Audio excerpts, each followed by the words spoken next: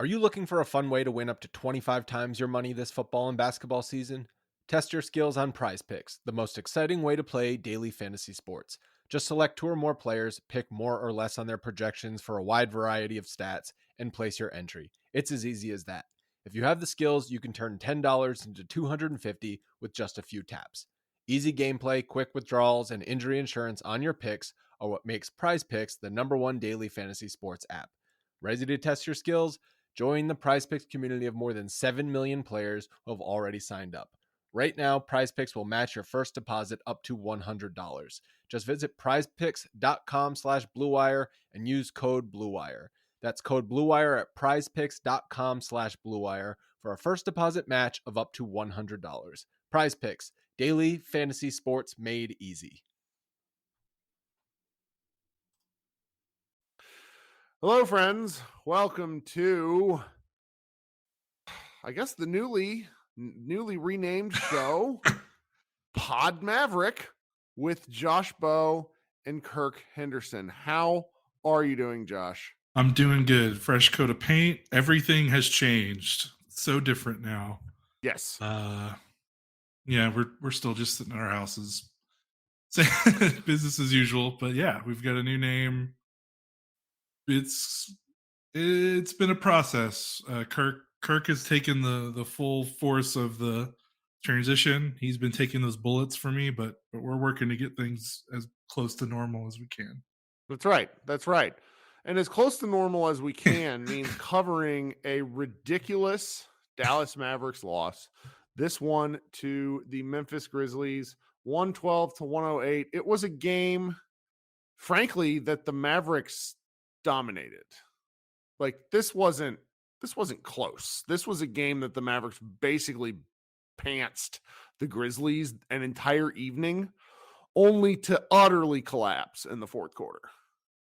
Yeah, this was a perfect game that kind of described their season. Obviously, no Luka makes a big difference, but I mean, they made 3-pointers for the first 3 quarters, and then they made none. They basically made none in the fourth, and they like that's it. Like this team since the All-Star break, I was talking about it earlier in Slack, and I think I'm going to try to write something about it when we're done recording here.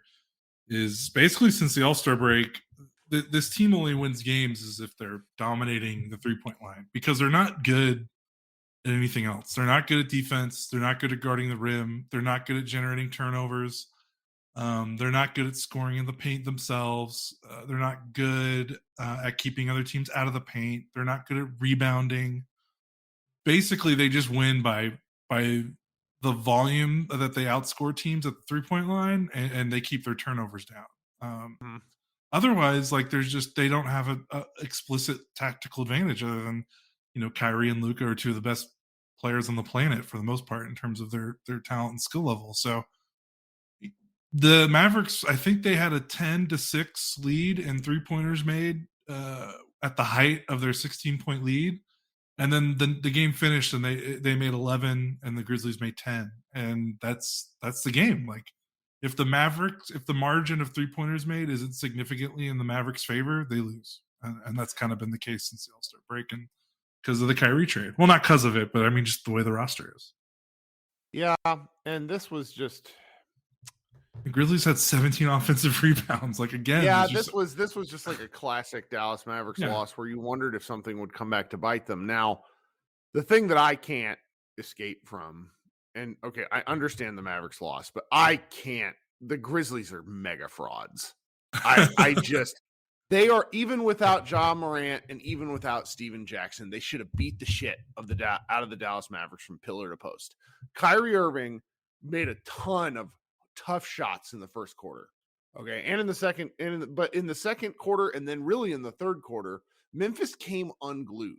Jaren Jackson makes some of the dumbest choices I've ever seen for a player who's this talented. Like he's a defensive player of the year candidate, but he gets in foul trouble all the time. He got 5 fouls in the third quarter. Then there's Dylan Brooks, who I sort of described him as in our group chat as a jobber who doesn't realize he's a jobber. Can you tell the non-wrestling fans what I mean by that? A jobber is someone who's supposed to lose on purpose to make the other wrestler look good. And he just does things to get other teams in it. Now, he had a nice fourth quarter, but honestly, it was Kyrie switching, like Jaren Jackson switching onto Kyrie was what led, like, he's the one who shut Kyrie down. But Kyrie had an ankle injury to start the fourth quarter. That was the point of that was, I mean, you could draw a line between before Kyrie's injury and after. Like, I mean, he was brilliant right up until he hurt his ankle, and then after he hurt his ankle, he made one shot, I think, and it was a fast break layup. Yeah, and I think there's going to be a fair amount of discussion around like Jason Kidd's timeout calling, but is that fair? What do you think? Because I'm really trying to make sense of this game, but it's like the Mavericks got ahead and then they lost, and it's like, well, this is just what they've done all year. Yeah. Like, is that on Kidd? I'm pretty critical of him, but I'm just like, I don't know anymore. Yeah, I mean, maybe, but it didn't feel like it to me watching the fourth quarter in real time.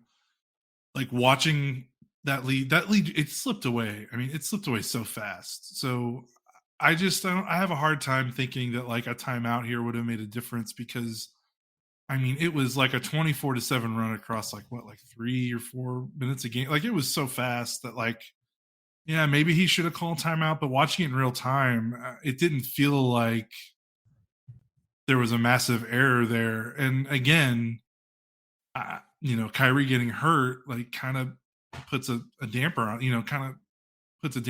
like, talking about like the tactical decision making and the strategy in the fourth quarter. Because again, if he doesn't get hurt, the Mavericks probably win, because how many shots did he miss like right near the rim where he was short because his lift was gone because his ankle hurt and he sprained his ankle. He stepped on Dylan Brooks stepped on his foot. So and it's hard for me to get too mad. And again, and the rotations were fine. Like, the lineups were fine. Like, I just don't. I mean, people are going to be mad about Jaden Hardy not closing the game, and I can understand that. But Kidd apparently said in post game that Hardy rolled his ankle and basically insinuated he didn't want two gimpy players to close the game, which I think that's a somewhat reasonable position to take. So I don't know.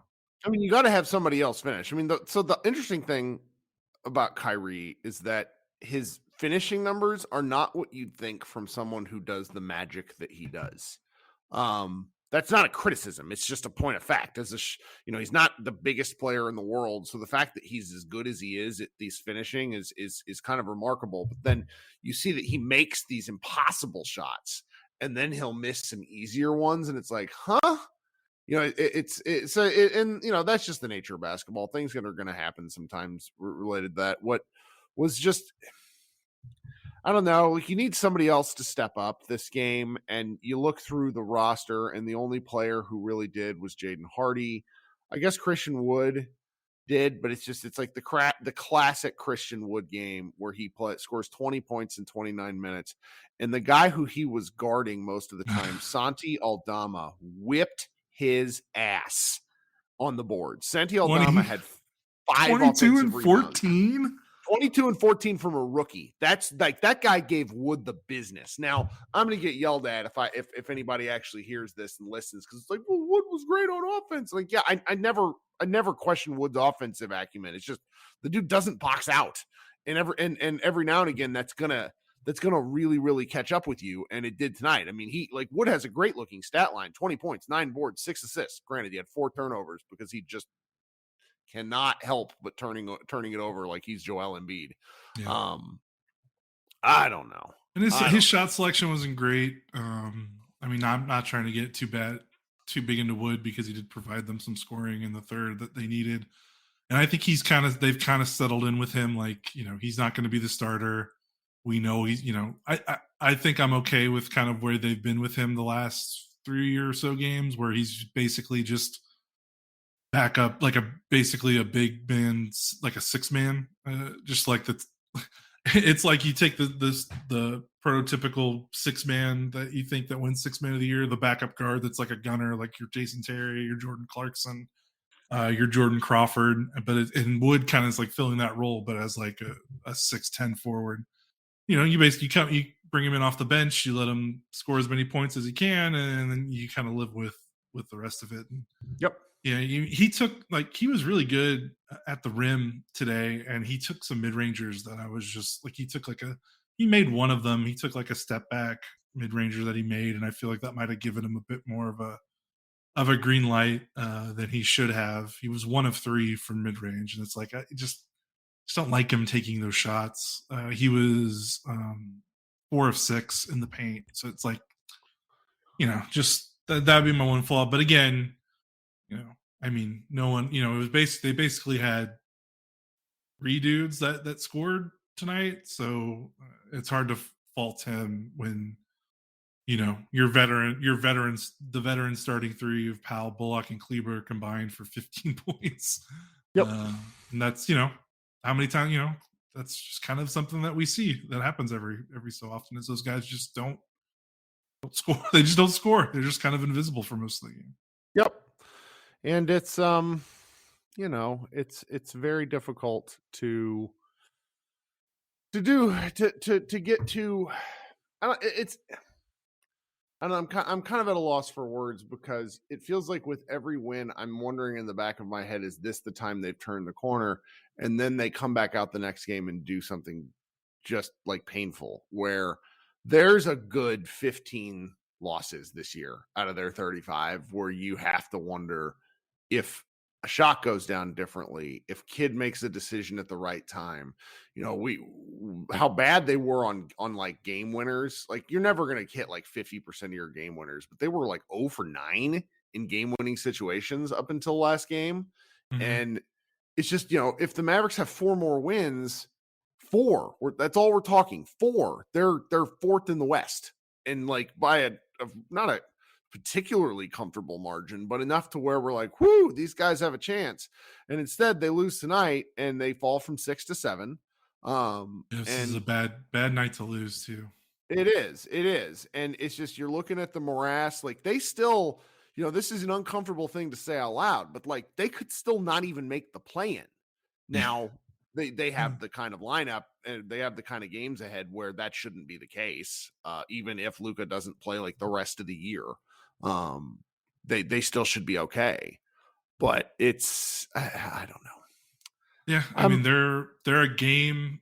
They are currently a game up on 11th place Utah Jazz, and the Jazz are tied with the Kings with 3 minutes left in the fourth quarter. Mm-hmm. So you're right. It's not just a matter of like being in the play-in. It's are they going to be out of the postseason entirely? Like that's very much up in the air. Right. And the Pelicans are a game and a half back, and they're the 12th seed. So if the Mavericks go if they lose like 2 or 3 more in a row, like they might not even be in the play-in at all. So that's why you want to hope Luka is back. But it keeps he keeps feeling like he's back, but he's not. But whatever. Well, I finally saw, and multiple people had told me to do this, but there was a video of somebody who was sitting right behind Luka, and you see him going out to the dog pile to celebrate. Maxey and winner. He's really uncomfortable. Yeah. Like I feel bad for him in the sense of he's just like, the limping was really something, and you never really like Luka limping in a situation that's not like mid-game. Just it made me feel weird. Now you see him shooting pregame and you see him shooting in practice, and it's like, oh, okay, well, maybe he's fine. So, yeah. And I mean, the schedule is home Warriors, home Hornets, road Pacers. I mean, if at least minimum Kyrie plays in all 4 of those games, again, if he wakes up tomorrow and his ankle looks like a watermelon or like a grapefruit or a cantaloupe or whatever, whatever round fruit you want to use, like that's going to be trouble. We have no idea. We've both played basketball. We've sprained our ankles and been like, oh, we got it. And then you wake up the next morning, you're like, oh, I'm shit. I can't walk. So hopefully, they can keep the swelling down overnight. And if he can play in these next 4 games, with or without Luka, they should win all 4 of them, because Golden State is literally the worst team in the NBA like ever. They're like the tanking 76ers on the road. It is truly remarkable. So yeah, it says Golden State, but that is a very, very winnable game for the Mavericks. And then Charlotte is in that San Antonio, Detroit, Houston tier of bad, so that should be 2 more wins. And then the Pacers are just like a smidge level above them. So really, it should be 4-0. If it's 3-1, that's fine too. But like, if these next 4 games are 2-2 or worse, because then the next 3 games after that are road Philly, road Miami, road Atlanta. That's tough. Yep. Excuse me. So these next 4 games are huge, and they need to win at least 3 of them, regardless of the injury situation. Well, not regardless. If the injury situation stays how that stayed tonight, if they are missing Kyrie and they're missing Luka for any of these games, then obviously throw that out the window. But yeah, they need these next 4 games for sure. And imagine, like, the discourse, I'm really not looking forward to it if they lose to the Warriors, because the Warriors are so bad on the road. They're so bad on the road. And that would really, like, and the Warriors are fighting for their lives. Andrew Wiggins has missed almost 5 weeks, and he's kind of the secret sauce that allows a lot of everything else to be done. Did you know he led them in rebounding in the finals? Yeah, I mean, that didn't shock me. He was their glue guy in the finals. Like, he did all the stuff that like Steph and Clay couldn't do, like in terms of defense and rebounding and all that stuff. Yeah. Oh man, I don't even know if I have anything else in me. I will say, like, again, to emphasize, the Warriors are 8-29 on the road. Like, that's unfathomable.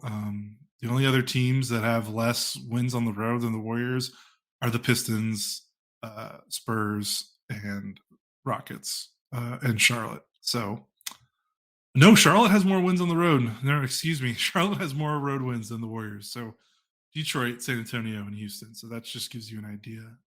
One more thing before we leave. Tim Hardaway Jr. had a really bad game in 25 minutes. He quietly kind of had he was kind of awful. I mean, he had 2 points, missed all his threes. He unfortunately, he was smoldering lava hot last week. And then these last 3 games, he is 2 of his last 13 from 3. So, not a good time for him to go on a cold streak, but I think he plays a little bit better at home, so we'll see. But they kind of need him to get on track. I feel like he's kind of gone under the radar this month in terms of how well he's played and now how bad he's played, since the focus has been on the injuries and Kyrie and Luka. But he needs to get it in gear, or this team will struggle. Yeah. That's all I got.